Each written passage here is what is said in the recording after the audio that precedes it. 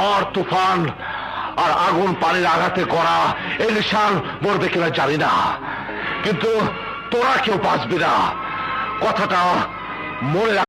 আপনি আমার পাগল মনে করেন না, আপনি আমার পাগল মনে করেন না। আমার পিছনে পুলিশ আছে, আমার ধরতে আইছে। এই যে এত কাল থেকে আমার পিছনে সবাই করেছে ধর ধর ধর।